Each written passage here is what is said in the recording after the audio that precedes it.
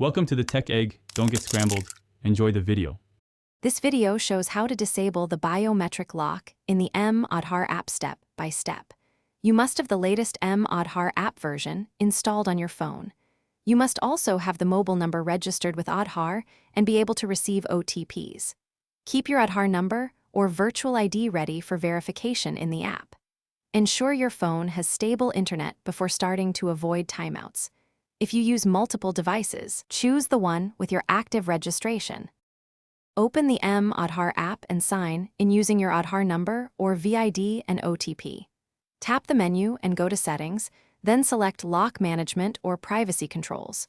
Choose Biometric Lock from the available locks and tap Disable to start the process.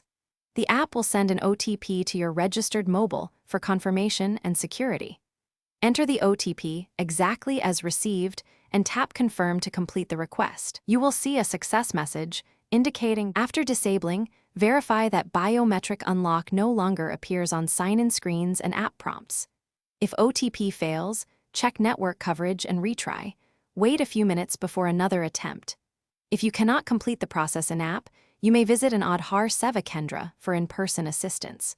You can re-enable biometric lock at any time from lock management following the same steps and OTP confirmation.